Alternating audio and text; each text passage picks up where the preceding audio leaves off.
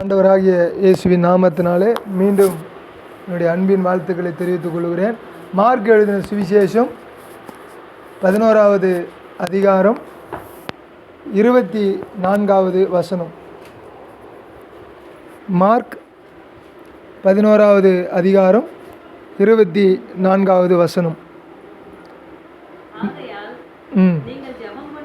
ஆகையால் நீங்கள் ஜெபம் பண்ணும் பொழுது எவைகளை கேட்டுக்கொள்வீர்களோ அவைகளை பெற்றுக்கொள்வோம் என்று விசுவாசியுங்கள். அப்பொழுது அவைகள் உங்களுக்கு உண்டாகும் என்று சொல். கிடைக்கும் என்று சொன்னாரா, உண்டாகும் என்று சொன்னார்? உண்டாகும் என்று சொல்லியிருக்கிறார்.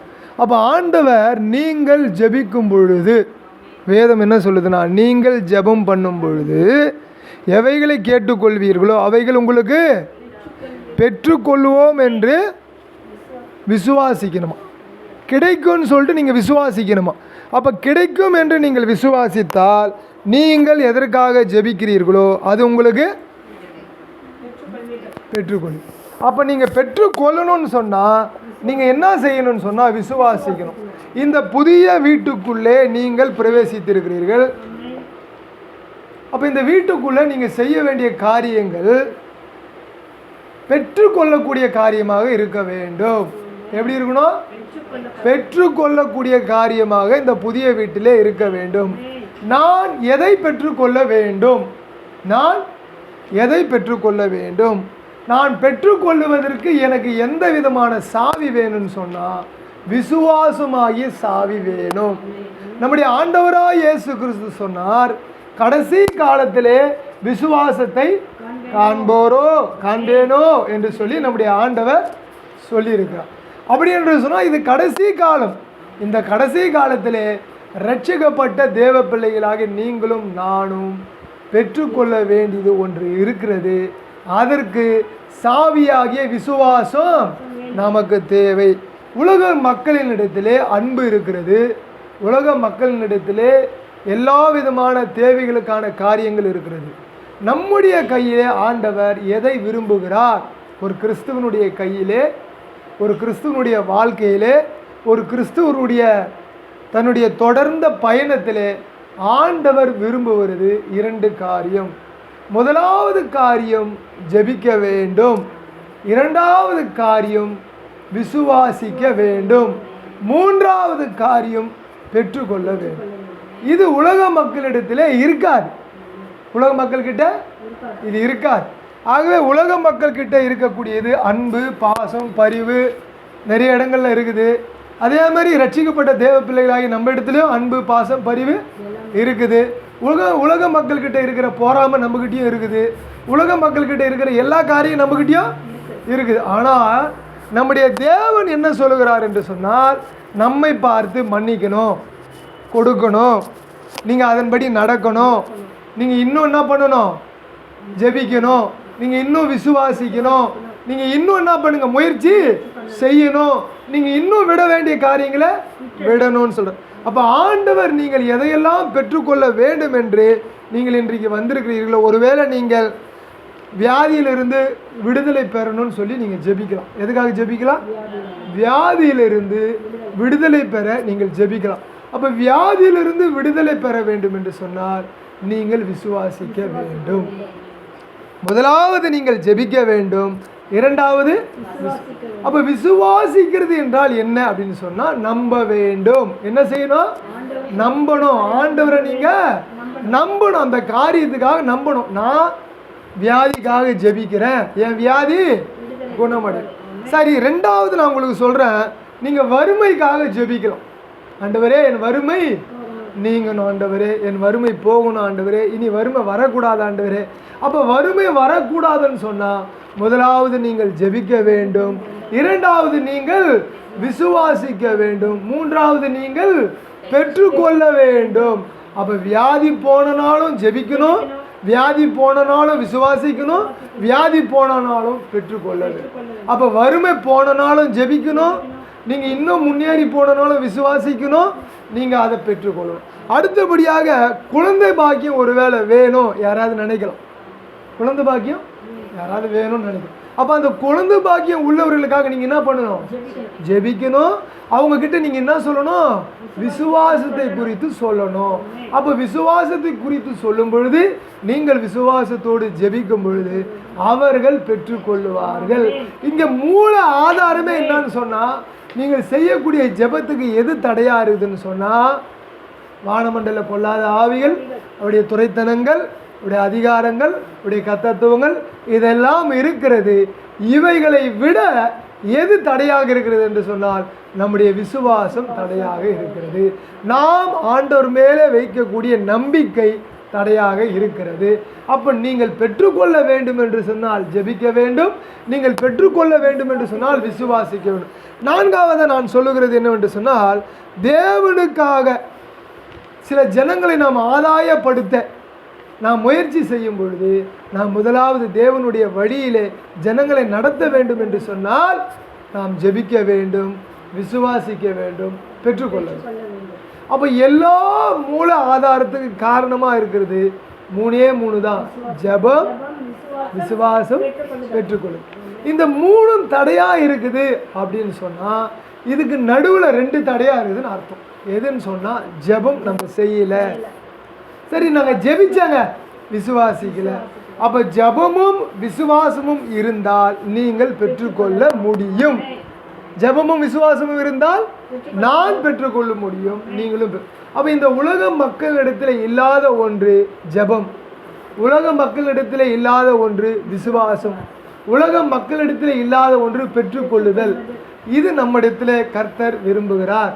கர்த்தர் நம்மை நேசிக்கிறார். ஏனென்று சொன்னால், நீங்கள் ஜெபம் செய்யும் பொழுது, உலக மக்கள் ஜெபம் செய்யும் பொழுது என்று ஆண்டவர் சொல்லவில்லை.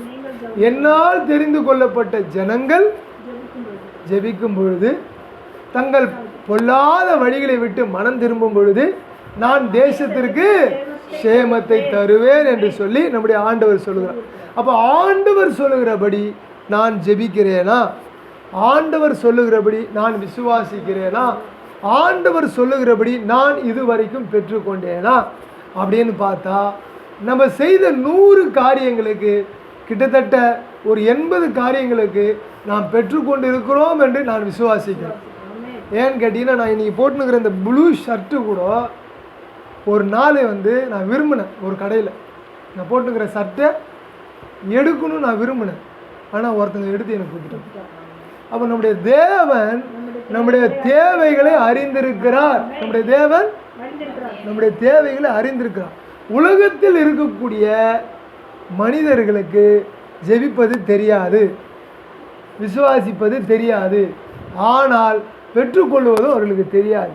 ஆனால் சாமி கும்பிட்டால் கிடைக்குன்னு அவங்களுக்கு ஒரு நம்பிக்கை இருக்குது. அந்த நம்பிக்கையில் கடவுள் அவர்களுக்கு கொடுக்குறார். ஆனால் நீங்களும் நானும் எப்பொழுதெல்லாம் சோர்ந்து போகிறோமோ அப்பொழுதெல்லாம் நம்முடைய ஜெபத்தை குறித்ததான அறிவு நமக்கு இருக்கும். நம்ம சோர்ந்து போகிறோமா, உடனடியாக ஐயோ என்னுடைய ஜெபம் நான் செய்தது அது பரலோகத்தில் அங்கீகரிக்கப்பட்டதுன்னு விசுவாசிங்க. அங்கீகரிக்கப்பட்டதுன்னு நீங்கள் விசுவாசித்த உடனே உங்களுக்கு பெற்றுக்கொள்ள. ஏன் நான் அந்த வார்த்தையை உங்களுக்கு நான் சொன்ன பாருங்களேன். நீங்கள் ஜெபம் பண்ணும் பொழுது எவைகளை கேட்டுக்கொள்வீர்களோ, எவைகளை கேட்டுக்கொள்வீர்களோ, எவைகள் என்று சொன்னால், ஒருவேளை வியாதியிலிருந்து சுகம், ஒருவேளை வறுமையிலிருந்து செழிப்பு, ஒருவேளை குழந்தை பாக்கியத்திலிருந்து குழந்தை பிறக்கக்கூடிய அந்த சூழ்நிலை, தேவைகளுக்காக ஜெபித்தல், திருமணத்திற்காக ஜெபித்தல், வீடு கட்டுவதற்காக ஜெபித்தல், கல்வி தேவைக்காக ஃபீஸ் கட்டுறதுக்கு ஜெபித்தல், குடும்ப சமாதானத்துக்காக ஜெபித்தல், அப்புறம் வேலை வேணும்னு ஜெபித்தல், அப்புறம் ஆவிக்குரிய வரங்கள் கிடைக்க வேண்டும் என்று ஜெபித்தல். இவை எல்லாவற்றையும் நீங்கள் ஜெபிக்கும் பொழுது பெற்றுக்கொண்டோம் என்று சொல்லி விசுவாசிக்கணும். வேற ஒன்றுமே நீங்கள் பண்ண தேவை. நீங்கள் மூட்டையா எதையும் தூக்கினே போக தேவை. நீங்கள் நிதானமாக உட்கார்ந்து எவைகளுக்காக ஜெபிக்கிறீர்களோ, நீங்கள் எதுக்கு வேணால் ஜெபிக்கலாம். சொன்ன குறிப்புகளுக்காக சொல்லலாம், அந்தரங்க காரியங்களுக்காக சொல்லலாம், சரீரத்தில் சொல்ல முடியாத காரியங்களுக்காக சொல்லலாம், வெளியில் சொல்ல முடியாத காரியங்களுக்காக ஜெபிக்கலாம். நீங்கள் எதற்கு ஜெபித்தாலும் நீங்கள் அது கூட ஒன்று சேர்த்துக்கணும், விசுவாசம். விசுவாசத்தை சேர்த்துட்டு நான் பெற்றுக்கொண்டேன் என்று சொல்லி நீங்கள் நம்பணும். இப்போ கையில் மிஷின் இருக்குது, ஆண்டவரே இந்த மிஷின் ரிப்பேர் ஆனால் திருப்பி இன்னொரு மிஷினை வைக்கணும். ஆனால் மிஷினே இல்லாமல் ஆண்டவர் எனக்கு சுகம் தருவார் அப்படின்னு நான் நம்பினா அதுதான் விசுவாசம். அதுதான் விசுவாசம். மனிதர்கள் கண்டுபிடிப்பெல்லாம் ஒரு குறிப்பிட்ட காலம் வரைக்கும் தான் வேலை செய்யும், அதுக்கு பின்னால் வேலை செய்யுது. நான் மறுபடியும் சொல்கிறேன், என்னோடய ஊழிய பாதையில் இந்த கொரோனா வந்ததுனால நான் இன்னும் ஆண்டவரோட ஒரு இன்ச்சு முன்னேறினேன். என்னன்னு சொன்னால், உலகத்தில் இருக்கிற பெரிய ஜாம்பவான்கள்லாம் தனியாக போயிட்டாங்க. யாராவது நமக்கு உதவி பண்ணாங்களா? ஆனால் சாப்பிட்டு குளித்து ஐயோ மூக்கில் வாளியில் வரல அளவுக்கு ஆண்டவர் நம்மளை ஆசீர்வதித்தார். கொரோனாவில் ஆசீர்வதித்தார். எப்படின்னா, நீங்கள் அப்போ தான் ஜெபிச்சிங்க, நீங்கள் அப்போ தான் விசுவாசிங்க, நீங்கள் அப்போ தான் பெற்றுக்கொண்டு. நான் அப்பொழுது தான் நிறைய ஜெபித்தேன், நான் அப்பொழுது தான் விசுவாசித்தேன், நான் அப்பொழுது தான் பெற்றுக்கொண்டேன். ஆனால் இப்போ பார்த்தீங்கன்னா எல்லாம் ஷேக் ஆகும். ஆனால் அப்போ பார்த்தா எல்லாமே கிடைக்குது. அப்போ நீங்களும் நானும் எப்படி ஜெபிக்கணும்னு சொன்னால், பெற்றுக்கொள்ளக்கூடிய அளவுக்கு ஜெபி. எப்படி விசுவாசிக்கணும்னு சொன்னால், பெற்றுக்கொள்ளக்கூடிய அளவுக்கு விசுவாசம். நம்முடைய விசுவாசம், விசுவாசத்தை துவங்கினவரும் விசுவாசத்தை முடிக்கிறவர். அப்போ விசுவாசம் எங்கே இருக்குன்னு சொன்னால், நீங்களும் நானும் இந்த புது வீட்டில் இருக்கிறோம். ஆனாலும் நம்முடைய ஓட்டம் முடிகிற வரைக்கும் அந்த விசுவாசத்தை முடிக்கிறதுக்கு யார் இருக்கிறா? நம்முடைய தேவன் இருக்கிறார், நம்முடைய ஆண்டவர் இருக்கிறார், நம்முடைய ரட்சகர் இருக்கிறார், நம்முடைய ரட்சகராக இயேசு கிறிஸ்து இருக்கிறார். இதில் பிரச்சனை வரும், கண்ணீர் வரும், வேதனை வரும், அவமானம் வரும், காரி துப்புவாங்க, கூட இருக்கிறவங்களே குத்துவாங்க, அவமானப்படுத்துவாங்க, ஒரு படிக்கட்டு ஏறினா கடகடன் இழுத்து கீழ் படிக்கட்டில் விடுவாங்க. இதெல்லாம் நடக்கும். இதெல்லாம் நடந்தாலும் என் ஜெபம், என் ஜெபம், என் ஜெபம், நான் செய்த ஜெபம், நான் செய்த ஜெபம், பாத்ரூமில் செஞ்ச ஜெபம், தனி அறையில் செய்த ஜெபம், வேலை இல்லாமல் திண்டாட்டத்தில் செய்த ஜெபம், பெட்ரூமில் செய்த ஜெபம், இதுதான் இருக்குன்னு எத்தனை வந்து வைப்போம். இதை பார்த்து இலக்காரமாக நினைத்தவங்க முன்னால் நான் அழுத செய்த ஜெபம், இதையெல்லாம் என் ஆண்டவர் கேட்டுக்கொண்டே இருக்கிறார். அவர் எப்படி கேட்குறாருன்னு சொன்னால், நான் பெற்றுக்கொள்ளும் வரைக்கும் கேட்பார். நான் பெற்றுக்கொள்ளணும்னு சொன்னால் நான் விசுவாசிங்க. நீங்கள் விசுவாசிக்க வேண்டும். நீங்கள் விசுவாசிக்க, ஜெபத்துக்கு தடையே நம்முடைய விசுவாசம். நம்முடைய விசுவாசம் மட்டும்தான் தடை. இந்த உலகத்தில் தடை யாருமே இல்லைங்க. முதல் தடையை என்னுடைய விசுவாசம். என் விசுவாசம் தாங்க எனக்கு தடை. இந்த உலகத்தில் எனக்கு எது தடை? யாரும் தடை இல்லை. மந்திரம் தடை இல்லை, சூனியம் தடை இல்லை, அது தடை இல்லை, பக்கத்து வீட்டுக்காரர், அக்கத்து வீட்டுக்காரர், எதிர் வீட்டுக்காரர், மேல் வீட்டுக்காரர், கீழ் வீட்டுக்காரர், ரோடு எதிரில் எதுவுமே தடை கிடையாது. எதிரில் இருக்கிறது கூட உனக்கு தடை கிடையாது. நீ விசுவாச்சுன்னா ஒரு ஷேக் வந்து அது கூட இருக்காது. நம்ம பிரச்சனைகள் ஒரே ஒரு ஷேக் ஆண்டவர் அனுப்புனாருன்னா ஒன்றுமே. அப்போ நீங்களும் நானும் ஜெபத்தை எப்படி ஜெபிக்கணுமா? ஆகையால் நீங்கள் யாரு? ஆகையால் நீங்கள் ஜெபம் பண்ணும் பொழுது எவைகளை கேட்டு, எதை கேட்குறியோ இதுதான் சொல்ல ஆண்டவர். ஒரு புல் ஸ்டாப் வச்சு, எப்பா நீ பீரோ தானே கேட்ட, அதுதான் என்னால் வாங்கி தர. எப்போ என்னால் அதெல்லாம் வாங்கி தர முடியாது. நான் அப்படி தான் சொல்லுங்கிறேன். டூருக்கு காசு கொடுப்பா, எம்மா என்னால் அதெல்லாம் பண்ண முடியாதும்மா, என்கிட்ட காசு இல்லைம்மா. ஏன் லிமிட் இவ்வளோதான்? டூர் லிமிட்டுக்கே என்னால் என்ன பண்ண முடியல, ஓட முடியல. ஆனால் ஆண்டவராக இயேசு கிறிஸ்து கிட்ட போனால் நீங்கள் எவைகளை கேட்கிறீர்களோ அவைகளை எப்படி பெற்றுக்கொள்ளுவோன்னா, நிறைவாய் பெற்றுக்கொள்ளுவீர்கள். அல்லேலூயா. எப்படிங்க நான் பெற்றுக்கொள்ளுவேன்? நான் நிறைவாய் பெற்றுக்கொள்ள வேண்டும் என்று சொன்னால் எனக்கு ஒரு நிறைவான விசுவாசம், எனக்கு ஒரு நிறைவான விசுவாசம். எனக்கு குறைவான விசுவாசம் இருந்தால் நான் பெற முடியாது. அப்போ அடுத்தபடியாக சொல்ல, நீங்கள் தேவனை நோக்கி செய்யும் ஜெபங்கள் அனைத்தையும் தேவன் கேட்டார் என்று நம்பணும். அதில் அந்த குறிப்பு அதுதான் போடுது பாருங்க. கேட்டுக்கொள்வீர்களோ அவைகளை பெற்றுக்கொள்ளுவோம் என்று விசுவாசியுங்கள். அந்த விசுவாசிகள் என்ற வார்த்தைக்கு நம்புங்கள், அப்பொழுது அவைகள் உங்களுக்கு உண்டாகுமா. அப்போ நீங்கள் ஜெபிக்கிற ஜெபம் ஆண்டவருடைய காதில் போய் கேட்டோன்னு அது உண்டாயிடுச்சு. அது பாருங்களேன், இதை உருவாக்கிட்டாங்க. இதை நான் பெற வேண்டும் என்று சொன்னால் நான் கடைக்கு போய் வாங்கணும். அந்த மாதிரி ஆண்டவர் நீங்கள் கேட்ட பீரோ, கட்லு, இந்த இடத்துல போட வேண்டிய சோபா, இந்த இடத்துல இருக்க வேண்டிய காரியங்கள் இவையெல்லாம் உண்டாயிடுச்சான். நீங்கள் பார்க்கவே இல்லையா, ஆனால் அது என்ன ஆயிடுச்சா, அது உண்டாய் அங்கே இருக்குதான். காசு அங்கே உண்டாகி இருக்குதான். ஏன்னா இரும்பு தாழ்பால்களை உடைத்து வெண்கல கதவுகளை முறித்து அந்தரங்கத்தில் இருக்கிற பொக்கிஷங்களையும் புதையல்களையும் நான் உனக்கு கொடுப்பேன். வாக்கு தத்தம் அது. இது ஏதோ நான் கருத்து புக்கிலையோ குமுத புக்கிலையோ ஏதோ ஒரு புக்குகளை படித்து சொல்ல, இது வாக்கு தத்தம். கர்த்தருடைய வார்த்தை குறைவற்றதாம், ஆத்துமாவை உயிர்ப்பிக்கிறதாம். கர்த்தருடைய வார்த்தை குறைவற்றதும் ஆத்துமாவை உயிர்ப்பிக்கிறதுமா இருக்கிறது. அப்போ நீங்களும் நானும் இந்த கர்த்தருடைய வார்த்தையை பிடித்து கொண்டு ஓட வேண்டும். எப்படி ஓடணும்னா, நான் ஜெபிக்கிறவனாக ஓடணும். இந்த வீட்டில் மூலையில் உட்காந்து நான் ஜெபிக்கிறேன், அது உள்ளே போயிட்டு நான் விசுவாசிக்கிறேன். சில நேரத்தில் நான் குதிப்பாக எனக்கு கிடைச்சிச்சு, ஆனால் கிடைக்கும், உண்மையாகவே கிடைக்கும். நீங்கள் அப்படியெல்லாம் விசுவாசமாக இருக்கணும். நம்முடைய விசுவாசத்தை அநேகர் கொச்சப்படுத்துவாங்க, நம்முடைய விசுவாசத்தை கொச்சப்படுத்துவாங்க, வேதனைப்படுத்துவாங்க, துக்கப்படுத்துவாங்க, துயரப்படுத்துவாங்க. பாருங்கள், இயேசு கிறிஸ்துவனுடைய விசுவாசம் கொல்கதா மலையிலே கொச்சப்படுத்தப்பட்டது. அவர் மீண்டும் உயிரோடு வருவார்னு அவர் விசுவாசிச்சிருக்கிறாரு. பிதாவை நோக்கி ஜெபம் பண்ணியிருக்கிறாரு. கொல்கதா மலையில் ஏறி போயிருக்கிறாரு. அவருடைய ரத்தமெல்லாம் வேர்வையாக போயிடுச்சு. தொடர்ந்து ஜெபத்திலேயே காத்திருக்கிறாரு. தூதன் வந்து பலப்படுத்துகிற இதெல்லாம் அவருக்கு தெரியும். ஆனால் அவருடைய விசுவாசம் கொச்சப்படுத்தப்பட்டது, கேவலப்படுத்தப்பட்டது, அவமானப்படுத்தப்பட்டது. ஆனால் அந்த இயேசு கிறிஸ்து சொல்லுகிறார், நீங்கள் எவைகளை கேட்டுக்கொள்வீர்களோ அவைகளை பெற்றுக்கொள்வோம் என்று விசுவாசம். ஏன்னா அவர் பிதா கிட்ட கேட்டது பெற்றுக்கொண்டார். என்னை பலப்படுத்த ஆண்டவரே, என்னை பலப்படுத்த ஆண்டவரே.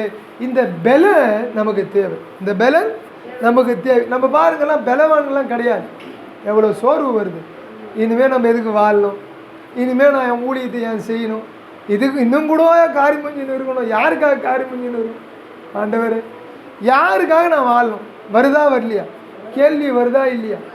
எத்தனை அவமானங்கள், எத்தனை வேதனைகள், எத்தனை துன்பங்கள், எத்தனை துயரங்கள் வந்தாலும் நம்மை பலப்படுத்துகிற இயேசு கிறிஸ்து நம்மோடு கூட இருக்கிறார். என்னை பலப்படுத்துகிற இயேசு கிறிஸ்து என்னோடு கூட இருக்கிறார். ராயனே, ராயனே, நான் ராயனுக்கு முன்பதாய் நிற்க வேண்டும் என்று சொல்லி நான் வணங்குகிறவரும் என்னை ஆட்கொண்டவருமாகிய கர்த்தர் இந்த ராத்திரியிலே வந்து என்னை பார்த்து, பவுலே பவுலே, நீ திடமனதாயிரு, நீ ராயனுக்கு முன்னால நிற்ப. அப்போ என்னை பலப்படுத்துகிற இயேசு கிறிஸ்துவினாலே எல்லாவற்றையும் செய்ய எனக்கு பலன் உண்டு. அப்போ நீங்களும் நானும் விசுவாசிக்க வேண்டும், கர்த்தரிடத்திலே நம்பிக்கை வைக்க வேண்டும், அவரோடு கூட பழக வேண்டும். இன்னும் அவரோடு கூட நீங்களும் நான் என்ன செய்யணும்? ஓடணும், நெருங்கணும், ஓடணும். அடுத்ததாக வேத வசனம் சொல்லுகிறது, சங்கீதங்களின் புஸ்தகம் 115வது சங்கீதம் 15வது வசனத்தை வாசிங்க. சாம்,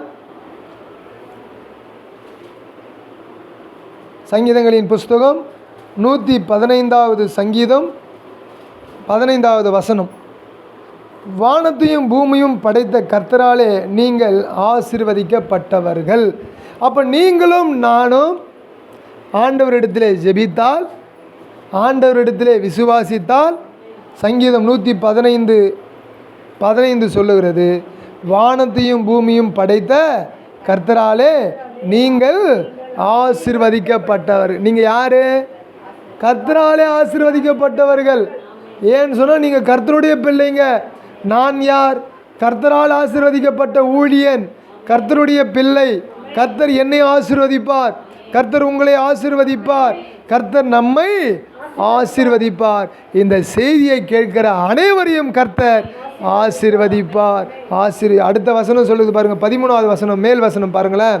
சங்கீதங்களின் புஸ்தகம் 115:13 சொல்லுகிறது, கர்த்தருக்கு பயப்படுகிற பெரியோரையும் சிறியோரையும் ஆசீர்வதிப்பார். கர்த்தர் யாரை ஆசீர்வதிப்பார்? பெரியோரையும் ஆசீர்வதிப்பார், சிறியோரையும் ஆசீர்வதிப்பார். எப்பொழுது ஆசீர்வதிப்பார்னு சொன்னால், கர்த்தருக்கு பயப்பட வேண்டும். நீங்களும் நானும் கர்த்தருக்கு பயந்தால் கர்த்தர் நம்மை ஆசீர்வதிப்பார். கர்த்தர்கிட்ட நீங்கள் பயந்து இருந்தால் கர்த்தர் நம்மை ஆசீர்வதிப்பார். விட வேண்டிய காரியங்களை நாம் விட வேண்டும், செய்ய வேண்டிய காரியங்களை நாம் செய்ய வேண்டும், ஓட வேண்டிய காரியத்திலே நாம் ஓட வேண்டும், நிற்க வேண்டிய காரியத்திலே நாம் நிற்க வேண்டும். எல்லா காரியங்களும் கர்த்தருக்கு நாம் பயந்து நடப்போம் என்று சொன்னால் கர்த்தர் நம்மை யார் அவர் ஆசீர்வதிப்பார்? சிறியோரை ஆசீர்வதிப்பார், பெரியோரையும் ஆசீர்வதிப்பார். அப்போ சிறியோருக்கும் நம்ம கர்த்தருக்கு பயப்படக்கூடிய பயத்தை குறித்து சொல்லி தரணும். சொல்லி கொடுத்தா அவன் ஆசீர்வதிக்கப்படுவான். அடுத்ததான் நீங்கள் சங்கீதங்களின் புஸ்தகம் அதே சங்கீதத்தில் 16வது வசனம், 115வது சங்கீதம் 16வது வசனம் சொல்லுகிறது, வானங்கள் கர்த்தருடையவைகள், பூமியோ மணிபுத்திரருக்கு கொடுத்தார். அப்போ வானங்கள் யாருடையது? என்னதான் ஆராய்ச்சி பண்ணி என்னென்னவோ பண்ணாலும் அது யாருக்கு சொந்தம்? அது கர்த்தருக்கு சொந்தம். அந்த இடத்துல போயிட்டு நான் சொந்தக்காரெல்லாம் சொல்ல முடியாது. இப்போ வானம் யாருக்கு சொந்தம்னு சொன்னால் கர்த்தருக்கு சொந்தம். அவர் அங்கே உட்காந்துக்கின்னு வடதிசையிலிருந்து காற்றை போன்றார், காற்றை வான்றார், அவருக்கு நினைச்சதை செய்கிறார். ஆகவே வானங்கள் கர்த்தருடையவைகள், பூமியோ மணிபுத்திரருக்கு அப்போ உனக்கும் எனக்கு என்ன கொடுத்துருக்கிறாரு? ஏன் பூமியை கொடுத்துருக்கிறாருன்னா நீ கர்த்தரால் ஆசீர்வதிக்கப்பட்டவர். இந்த பூமியில் நீ எங்கே போய் எதை செய்தாலும் கர்த்தருக்கு பயந்து இருந்தால் கர்த்தர் உன்னை ஆசீர்வதிப்பார். நீ இத்தாலியில் இருந்தாலும் ஆசீர்வதிப்பார், நீ ஹாங்காங்கில் இருந்தாலும் ஆசீர்வதிப்பார், நீ எகிப்தில் இருந்தாலும் ஆசீர்வதிப்பார். நீ எந்த கடையாந்திரங்களிலே, பூமியின் கடையாந்திரங்களிலே போய் இருந்தாலும் நீ கர்த்தருக்கு பயந்தால் கர்த்தர் நம்மை ஆசீர்வதிப்பார். அல்லேலூயா. கர்த்தர் நம்மை ஆசீர்வதிப்பார், ஆசீர்வதிக்காமல் போவாரா? கர்த்தர் நம்மை ஆசீர்வதிக்க பிரியமாக இருக்கிறாரோ. எப்படி இருக்கிறாரா? பிரியம். கர்த்தர் இஸ்ரவேலை ஆசீர்வதிப்பது பிரியம். அப்போ ஆண்டவர் உங்களையும் என்னையும், ஆவிக்குரிய இஸ்ரவேலராகிய உங்களையும் என்னையும் ஆசீர்வதிக்க அவர் பிரியம் கொண்டிருக்கிறார். அருமையான அண்ணன் லோகனை ஆசீர்வதிக்க கர்த்தர் பிரியம் கொண்டிருக்கிறார். வியாதிகள் விலகி போய் ஆசீர்வதிக்கிறதுக்கு அவர் பிரியமாக இருக்கிறாரு. ஆகவே நாம் செய்ய வேண்டிய ஒரே ஒரு காரியம் ஜெபிக்க வேண்டும், விசுவாசிக்க வேண்டும், பெற்றுக்கொள்ள வேண்டும். அடுத்ததாக வசனம் சங்கீதங்களின் புஸ்தகம் அதே சங்கீதம் 115வது சங்கீதம் 17வது வசனம் வாசிங்களேன். மரித்தவர்களும் மௌனத்திலே இறங்குகிற அனைவரும் கர்த்தரை துதியார்கள். துதிக்க மாட்டாங்களாம். செத்து போனவன் கர்த்தரை துதிக்க மாட்டான். எதில் செத்து போனவன்? ஆவியில் செத்து போனவன், பரிசுத்தத்தில் செத்து போனவன், தெய்வ பயத்தில் செத்து போனவன், இவெல்லாம் ஆண்டவரை என்ன பண்ண மாட்டான்? துதிக்க மாட்டான். அப்போ யார் கர்த்தரை துதிப்பாங்கன்னா உயிரோடு இருக்கக்கூடியவங்க துதிப்பான். அப்போ நீங்களும் நானும் உயிரோடு இருக்கிறோமா இல்லையான்னு செக் பண்ணணும். நமக்கு ஜெபம் வரல அப்படின்னா நம்ம செத்து போகணும்னு அர்த்தம். எனக்கு விசுவாசம் வரல அப்படின்னா நான் செத்து போயிருக்கிறேன் அர்த்தம். எதில் செத்து போயிருக்கிறேன்? ஆவியில் செத்து போயிருக்கிறேன். மாம்சத்திலே நம்ம என்ன பண்ணுறோம்? பலனாக இருக்கிறோம். பாருங்களேன், ஆவியிலே ஆரம்பித்த நீங்கள் மாம்சத்திலே முடிவு எடுக்கலாமா? அப்போ முடிவு எதில் எடுக்கணும்? ஆவியிலே முடிவு எடுக்கணும். நீ ரட்சிப்புக்குள்ளே வந்துட்ட, தெய்வத்தோடு அனுபவித்து கொண்டிருக்கிற ஆசீர்வாதங்களை இடையில சித்தப்பா வந்தார், சித்தி வந்தார், பெரியம்மா வந்தாங்க, அத்தை வந்தாங்க, அண்ணன் வந்தா, பொண்டாட்டி வந்தா, புருஷன் வந்தா, பிள்ளைங்க வந்தான், இவங்கெல்லாம் உன்னை டிஸ்டர்ப் பண்ணால் நீ நிறுத்திட்டியனா நீ மாம்சத்தில் எடுத்துருக்கிற முடிவு. அந்த முடிவை ஓரங்கட்டி ஆவியிலே ஆரம்பித்து நீ மீண்டும் தொடர வேண்டும். உன்னுடைய ஓட்டம் எப்படி இருக்கணும்னா நல்லா உற்சாகமாக இருக்கும். தொடர்ந்து ஓடணும். மேலே உட்காந்துக்கும். தொடர்ந்து நீங்கள் என்ன பண்ணணும்? ஓடணும். எப்படி ஓடணும் சொல்லுங்களேன்? தொடர்ந்து ஓடணும், விசுவாசத்தோடு ஓடணும், ஜெபத்தோடு ஓடணும், பெற்றுக்கொண்டோம் என்று சொல்லி ஓடணும். அடுத்ததாக சங்கீதங்களின் புஸ்தகம் 18வது அதிகாரத்தை 18வது வசனத்தை வாசிங்க. அதே அதிகாரத்தில் 115:18 சொல்லுகிறது பாருங்களேன். நாமோ இது முதல் என்றென்றைக்கும் கர்த்தரை ஸ்தோத்தரிப்போம். ஏன் நாமோன்னு சொன்னால் உயிரோடு இருக்கிறவங்க ஸ்தோத்தரிக்கணுமா? ஆவியில் உயிரோடு இருக்கிற நீங்களும் நானும் ஸ்தோத்தரிக்கணும். முன்னால் ஆவியில் செத்தவன் ஸ்தோத்தரிக்க மாட்டான். பின்னால் ஆவியில் உற்சாகமாக இருக்கிற நீங்களும் நானும் என்ன பண்ணணுமா? கர்த்தரை ஸ்தோத்தரிக்க வேண்டுமா? அவரை துதிக்க வேண்டுமா? பாருங்க, கர்த்தரை ஸ்தோத்திரியாமலும் அவரை துதியாமலும் போனால் வீணான சிந்தனைக்கு நம்ம போயிடும். பாருங்க, வீணான சிந்தனை வருதுன்னா நீ கர்த்தரை ஸ்தோத்திரிக்கலன்னு அர்த்தம். நீ டக்குன்னு சுதாரிச்சு என்ன பண்ணுவேன், எலும்பி நின்று கர்த்தரை ஸ்தோத்திரி. அப்போ நான் என்னுடைய ஜெபத்தை ஆரம்பிக்கும் பொழுது நான் எப்படி ஜெபிப்பேன் என்று சொன்னால், விசுவாசத்தோடு ஜெபிப்பேன். நான் என் ஜெபத்தை தொடங்கும் பொழுது, விண்ணப்பத்தை தொடங்கும் பொழுது, ஸ்தோத்திரத்தை தொடங்கும் பொழுது நான் எப்படி ஆரம்பிப்பேன் என்று சொன்னால், விசுவாசத்தோடு ஆரம்பிப்பேன். நான் என் ஜெபத்தை ஆரம்பிக்கும் பொழுது, ஜெபிக்கும் பொழுது நான் எப்படி ஜெபிப்பேன் என்று சொன்னால், விசுவாசத்தோடு பெற்றுக்கொள்ளுவேன் என்று சொல்லி நான் ஜெபிப்பேன். அப்போ நம்முடைய ஜெபம் இப்படி தான் இருக்க வேண்டும் என்று சொல்லி ஆண்டவர் விரும்புகிறார். ஆண்டவர் என்ன விரும்புகிறார்? நீங்கள் பெற்றுக்கொள்ளணும்னு விரும்புகிறார். ஆண்டவர் என்ன விரும்புகிறாரு? நான் பெற்றுக்கொள்ள வேண்டும் என்று. ஏன்னா ஜெபம் ஓகே ஆயிடுச்சு, அவர் உருவாக்கிட்டாராம். என்ன பண்ணிட்டாராம்? நீ கேட்டதை உருவாக்கிட்டாரா? அப்படி தானே போட்டுக்குது வசனம். வசனம் என்ன சொல்லுது? நீங்கள் எவைகளை கேட்பீர்களோ அவைகள் உங்களுக்கு உண்டாகும் என்று சொல்லுகிற. அப்போ உண்டாயிடுச்சு, நீ கேட்ட உடனே உண்டாயிடுச்சு. ஏன் நீ கேட்ட உடனே உண்டாயிடுச்சுன்னு சொன்னால், நீ கர்த்தருடைய புள்ள, நீ ஆசையாக கேட்ட, நீ அவசப்பட்டு கேட்ட. ஆசையாக கேட்குறது தேவைகள், அவஸ்தைப்பட்டு கேட்குறது வியாதிகள். ஆண்டவரே என் வியாதியை நீங்களும் ஆண்டவரே, இந்த வியாதி அவஸ்தையில் என்னால் இருக்க முடியும். பெரும்பாடு உள்ள ஸ்திரீ அநேகரால் கைவிடப்பட்டாள். யாரால யாரால யாரால யாரால யாரால யாரால? அநேகர் நம்மை கைவிடுவார்கள். ப்ளீஸ் நீங்கள் லிசன் பண்ணுங்கள். நீங்கள் இதை என்ன பண்ணணும்னு சொன்னால், உங்களுடைய சிந்தனையில் வைக்கணும். அநேகரால் நம்ம கைவிடப்படுவோமா விடப்பட மாட்டோமா? யோசேப்புக்கு தரிசனம் இருந்தது, ஆனால் சிறைச்சாலையில் போனதை அநேகர் மறந்து போயிட்டாங்க. கூட ஆசீர்வாதம் பெற்றான் பாரு, அவனும் மறந்து போனான். யார் ஊற்றி கொடுத்தான் பாருங்க திராட்சை ரசம், அவன் கூட ராஜா கிட்ட போனதை மறந்துட்டான்.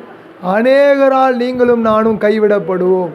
ஆனாலும் நம்முடைய தேவன் நாம் பெற்றுக்கொள்ளக்கூடிய அளவுக்கு விசுவாசத்தையும் ஜெபத்தையும் வைத்திருக்கிறார். அடுத்த கட்டத்தை நம்ம தொடர்ந்து ஓடணும். வாசியுங்கள் எபிரேயருக்கு எழுதின நிருபம்,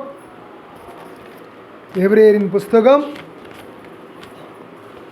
13வது அதிகாரம் 5வது வசனத்தை வாசிங்களேன். எபிரேயர் 13:5.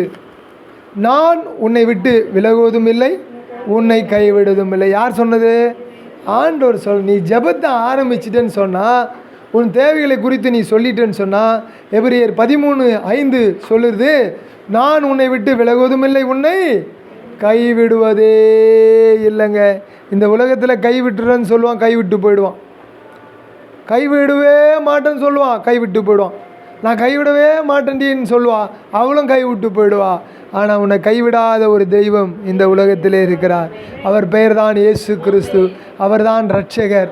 அவர்தான் பாவிகளை நேசிக்கிறார். அவர்தான் சிலுவையிலே பலியானார். அவர்தான் அவருடைய தழும்புகளாலே குணப்படுத்துகிறார். அவர்தான் நம்முடைய சாபங்களை நீக்கி நம்மை சுத்திகரிக்கிறார். அவர்தான் இந்த வீட்டுக்கு விருந்தாளியாக, தலைவராக, இரட்சகராக, தெய்வமாக வந்திருக்கிறார். அந்த தெய்வம் சொல்லுகிறது, நான் உன்னை விட்டு விலகுவதும் இல்லை, உன்னை கைவிடுவதே இல்லை. இந்த புதிய வீட்டுக்கு என்ன தேவைன்னு சொன்னால் ஜெபம் தேவை. இந்த புதிய வீட்டுக்கு என்ன தேவைன்னா விசுவாசம் தேவை. இந்த புதிய வீட்டுக்கு என்ன தேவைன்னு சொன்னால் பெற்றுக்கொள்ளக்கூடிய அனுபவம் தேவை. அனுபவம் தேவை. கடைசியாக ஒரு வசனம் படியுங்க. யோவானின் புஸ்தகம் 3வது அதிகாரம் 36வது வசனம் வாசிங்க. யோவான் 3:36. குமாரனிடத்திலே விசுவாசமாய் இருக்கிறவன் நித்திய ஜீவனை உடையவனாய் இருக்கிறான். குமாரனிடத்திலே விசுவாசமாய் இருக்கிறவன் நித்திய ஜீவன் உடையவனாக இருக்கிறான். குமாரனை விசுவாசியாதவனோ ஜீவனை காண்பதில்லை. தேவனுடைய கோபம் அவன் மேல் நிலை நிற்கும். 2 கூட்டத்தார் உலகத்திலே வாழ்கிறார்கள். ஒரு கூட்டம் விசுவாச கூட்டம். அந்த கூட்டம் நித்திய ஜீவனை பெறும். விசுவாசியாத கூட்டம் நித்திய ஜீவனை பெறாது, கோபத்தை பெறும். இந்த உலகத்திலே கோபம் பெற கூட்டம் இருக்குது, நித்திய ஜீவனை பெறுகிற கூட்டம். நீங்களும் நானும் நித்திய ஜீவன் பெறுகிற கூட்டத்திலே இருக்கிறோம். ஆகவே கண்களை மூடி இந்த நாளிலே நாம் கர்த்தரோடு பெற்ற இந்த பிரசங்கத்தை விசுவாசித்து அபியாசித்து தொடர்ந்து நீங்களும் நானும் ஒரு காரியத்தை நாம் செய்ய போகிறோம். என்ன செய்ய போகிறோம்? நீங்கள் ஜெபம் பண்ணும் பொழுது எவைகளை கேட்டுக்கொள்வீர்களோ அவைகளை பெற்றுக்கொள்ளுவோம் என்று விசுவாசியுங்கள், நம்புங்கள். அப்பொழுது அவைகள் உங்களுக்கு உண்டாகும் என்று நம்முடைய ஆண்டவராக இயேசு கிறிஸ்து சொல்லுகிறார். நாம் கண்களை மூடி ஜெபத்தோடு முடிக்கலாம். ஆண்டவரே, நாங்கள் உம்மை ஸ்தோத்திரிக்கிறோம். ஆண்டவரே, நாங்கள் உம்மை ஸ்தோத்திரிக்கிறோம்.